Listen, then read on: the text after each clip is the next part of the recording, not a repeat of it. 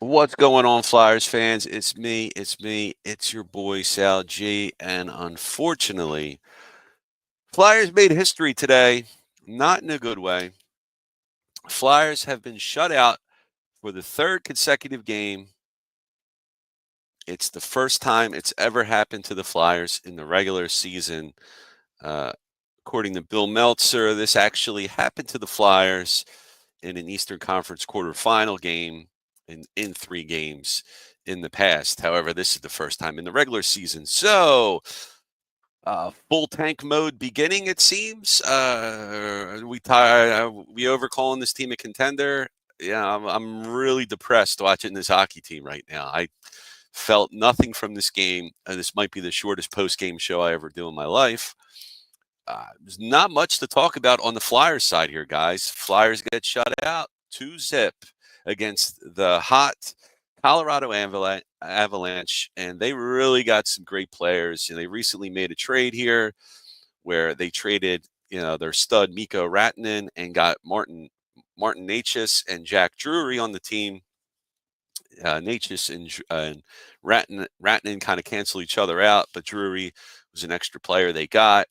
Avs are going for it. Avs have some studs on this team. I mean, they have Necas, Makinen, Cale Makar, arguably the best defenseman in the league. He can a rover, as they say. He can score from anywhere, and you always got to keep your eye on this guy as a defenseman.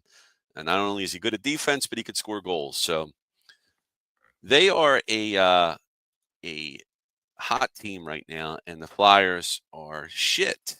Pure hot shit. If we're going to call the Flyers hot anything, it is hot garbage. I embarrassing to watch right now. Very difficult to watch, boring to watch. Any adjective you want to describe to talk about how bad the Flyers are, you can throw it out here. They don't look good. They don't look good. And by the way, you are tuning in to Clear the Ice on It's a Wrap Network. And if you haven't already, give us a like, share, and subscribe. Like for your boy, who had to watch this piss poor matchup of a game today. Like for the channel so we can get all this great content out to you. Share, subscribe. If you watch through YouTube, hit that notification button so you can be alerted every time we got some hot stuff streaming, because we're always putting hot stuff out there, streaming live for you guys. That's how we like to do it. Well, we'll break into this game here. Marty Necas here had 5 points in 4 games since joining. Now it's 5 points in 5 games. I was coming into the game. He was held pointless, which I guess is a good thing. Drury had 2 goals since being traded to the Avalanche. And Flyers have been outscored 21-6 while losing 5 of their last 6 games. Another history moment here for the Flyers. The first NHL game for center Jacob Gauscher, a 6'3", 185-pound center. He is the Morgan Frost replacement, I guess, for the time being. While, if you haven't heard the news, Morgan Frost and Joel Farabee were traded, guys. They were traded to the Calgary Flames for players Andrei Kuzmenko and Jacob Pelletier, and we also received a 2025 second-round pick and a 2028 seventh-round pick.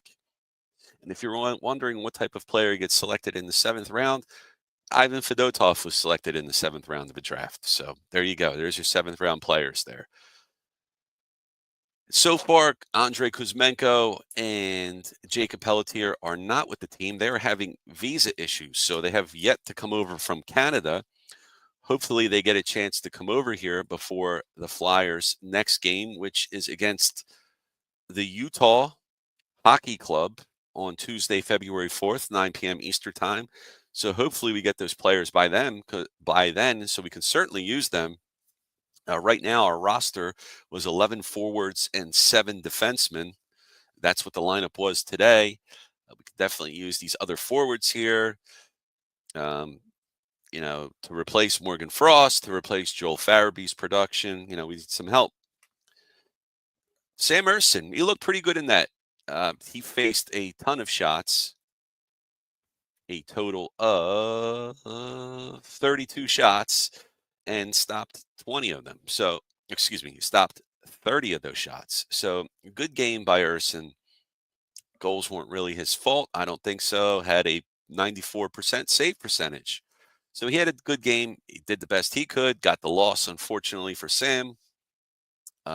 If you don't score any goals, you can't win. And I don't care what type of hockey rule book, manual, uh, help guide you use. A zero is a loss. You can't win, guys. There's no more ties in hockey, so you can't even get 0-0 ties anymore. So sorry about that.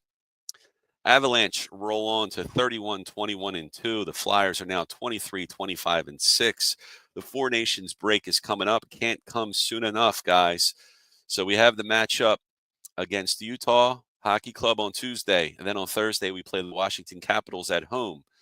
And then Saturday, the February 8th, we play Pittsburgh Penguins. That'll be a home game. And then we'll have our third home game before the Four Nations break. It's a 2-week break before that starts. So, excuse me. No.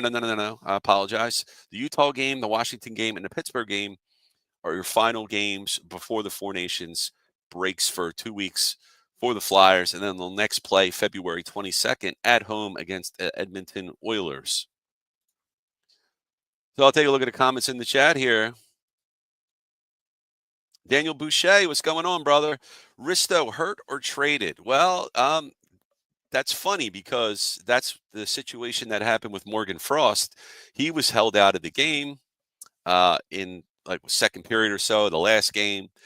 And then John Tortorella says Morgan Frost got the stomach bug, or he's sick, or he's not feeling well. Maybe that was true, but he was also traded. Ristolainen, according to Jim Jackson and Boucher, they didn't mention trade. They said maybe perhaps leaning towards being pulled in the game after letting a goal up.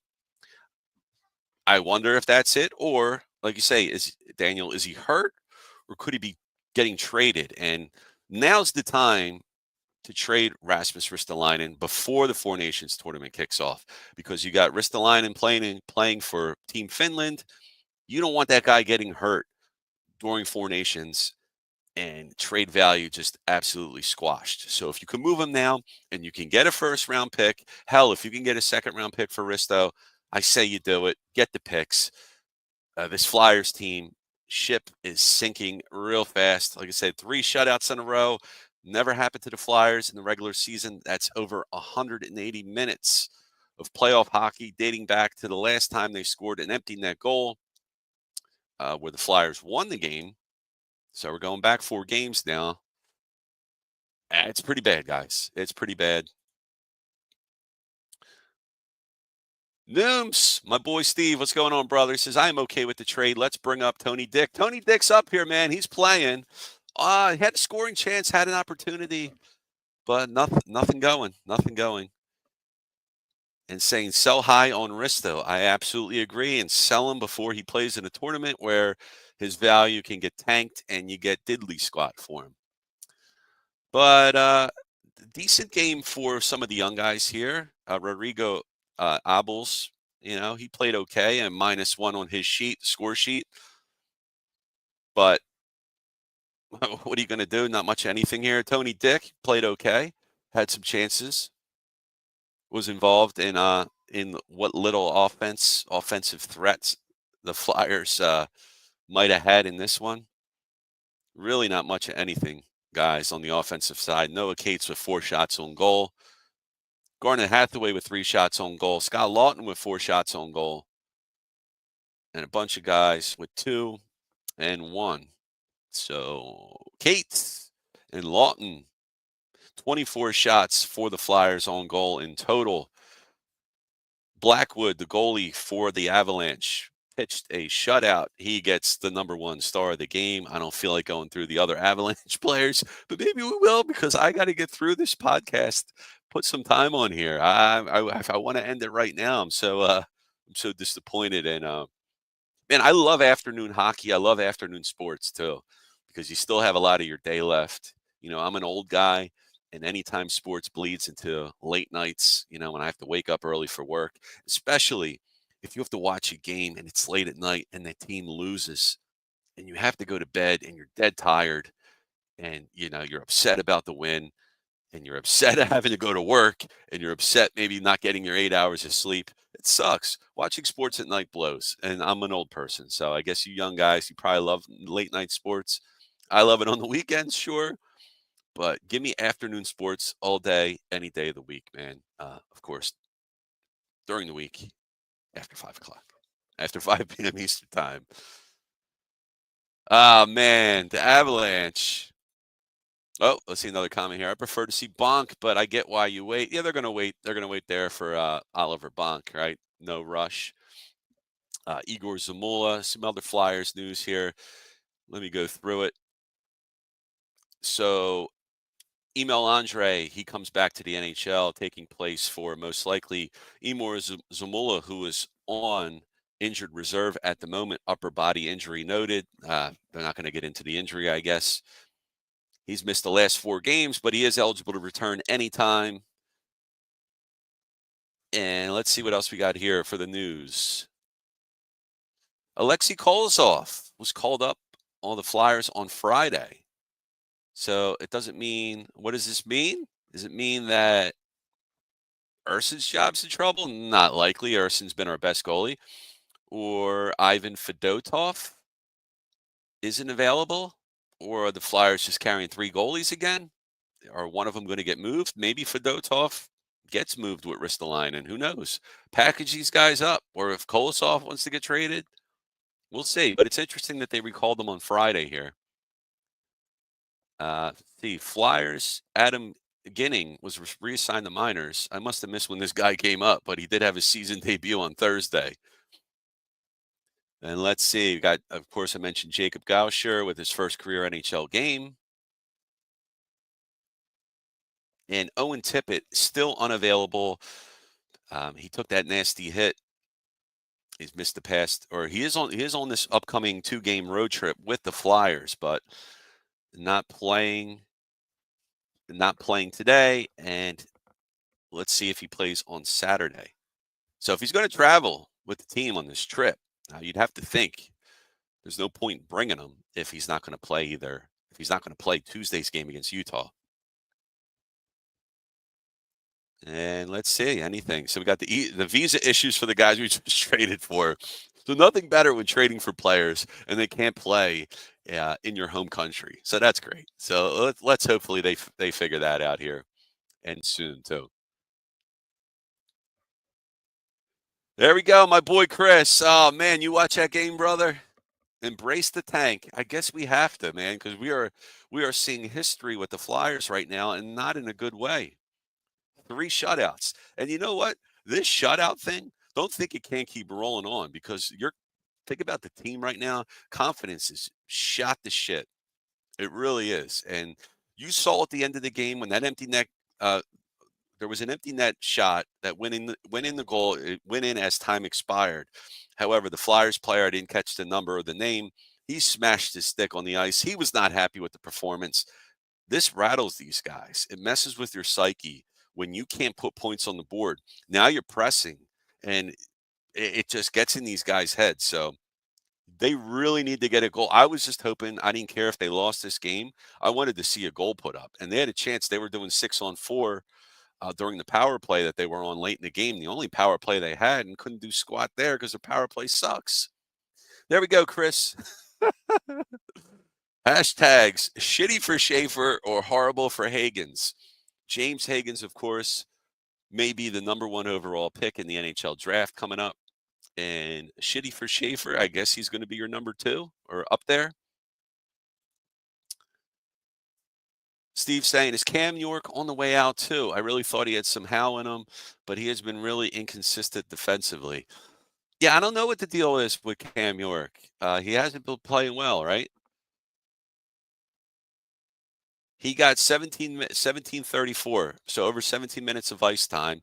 So more ice time than Sealer, more ice time than Risto, who only got 12 minutes. So yeah, is he hurt or is it a trade? Eric Johnson, 10 minutes. So he's still going to get ice time. Drysdale got almost 21 minutes of ice time for a defenseman. Did he lead defenseman? Him and Travis Sanheim about the same time there, 2054, 2053, respectively.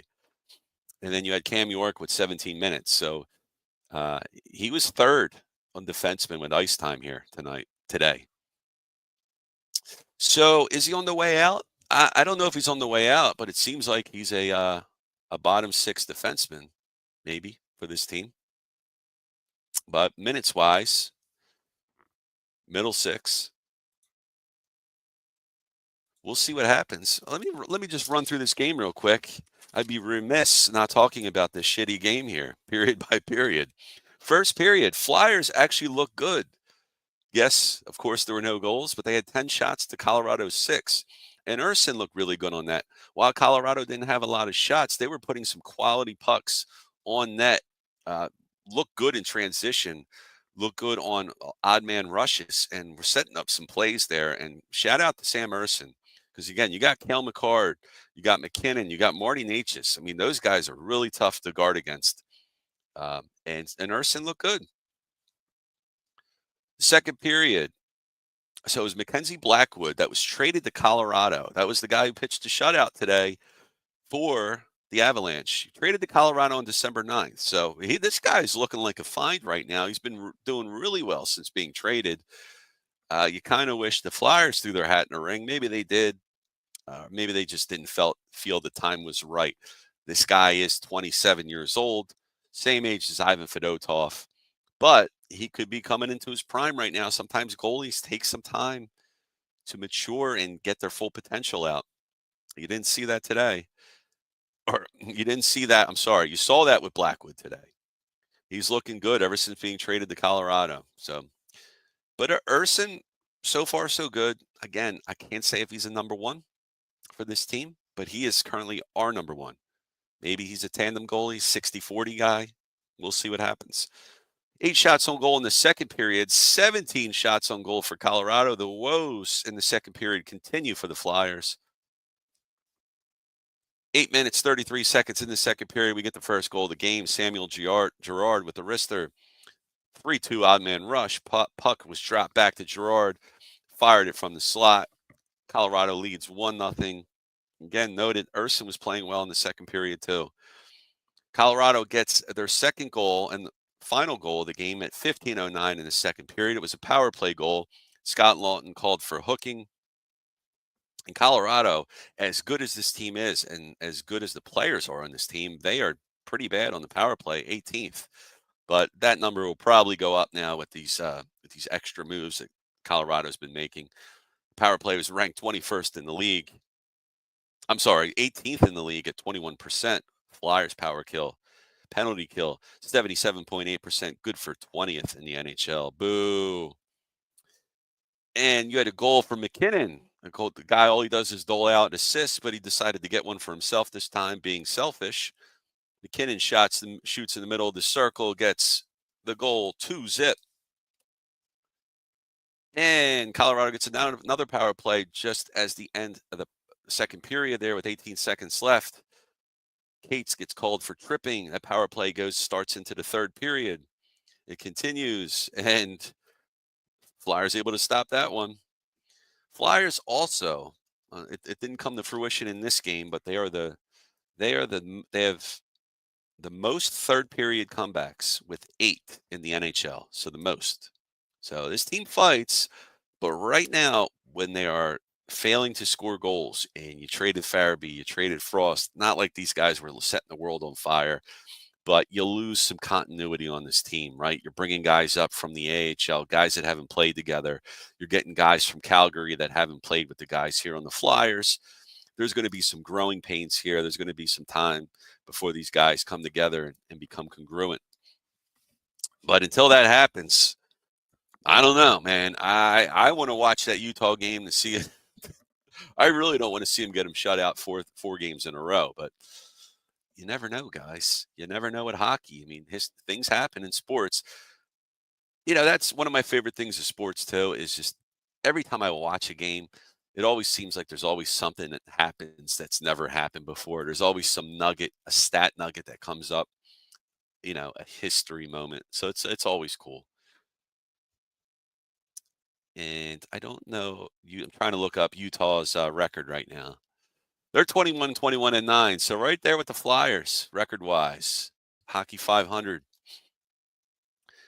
And then in the third period, the Flyers only had 6 shots on goal. Colorado had 9. So 24 shots on goal for the Flyers, 32 for Colorado. Flyers allow 66 third period goals allowed, is third most in the NHL. Thankfully, they didn't allow any today. So if there's any silver lining, you got that. And Flyers got a power play, only one, and struck out there.